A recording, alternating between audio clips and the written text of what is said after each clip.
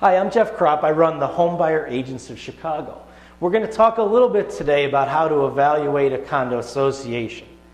Most buyers just get excited about buying a condo downtown, a high-rise or even a walk-up, but they don't think to ask, what am I actually buying? So a buyer's agent is going to help you kind of evaluate, after you go under contract, what you're really buying. So when you buy a condo, you need to determine how well the condo association is run. How are the finances? Are there rules and regulations in place that might impact or restrict your day-to-day living? So how do we help you do that? Well, with the lawyer, we request a lot of documents in the 2-week period after you go under contract. It includes things like minutes, bylaws, declarations, move-in procedures, rules and regulations, budget.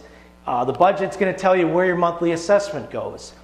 How much reserves do you have? If a big repair is needed for the roof, let's say, of the condo building, where's that money going to come from? If there is not enough reserves, well, guess what? They're going to pass a special assessment. The money has to come from somewhere. You just kind of want to know that going in terms of when you move in, what you can expect in the near future anyways. So the lawyer has a special form called the Condo Disclosure Form, or the 22.1 is a term you might hear often. But basically, it's a form the condo association will fill out. It'll tell you about any pending litigation. It'll tell you about delinquencies, like other unit owners that are behind on their assessments. It'll tell you if any special assessments are pending that you, the buyer, might be responsible for the day after you close on the property. Now, typically, once you know about a special assessment pending, you can have the seller pay those and be responsible for those before the closing. So, bylaws, declarations, rules, and regs. You want to see how the rules and regs might restrict pets, for example. A restriction against using charcoal grills is common. If you're a big griller, you kind of want to know the first day you put your grill out there, someone's going to find you or something like that. So those are things that come up a lot. You kind of just want to read and understand those before you move into the building.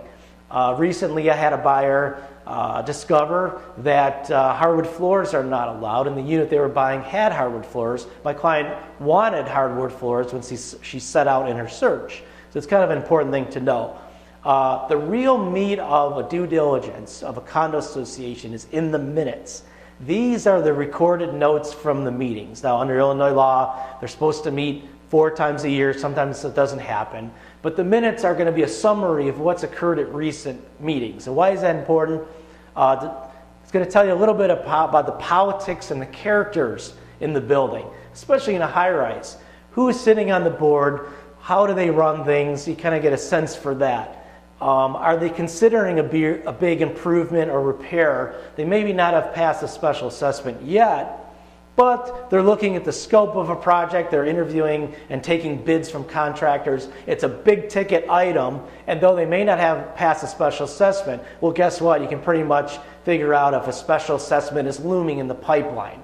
So you kind of want to know that. The minute's going to have a lot of useful stuff, and it's very recent because it's from the most recent meetings that they've had. So after reviewing this thick set of documents, you'll have a better idea of what you're buying into. It's important to understand when you're buying a condo. I'm Jeff Kropp, the Home Buyer Agents.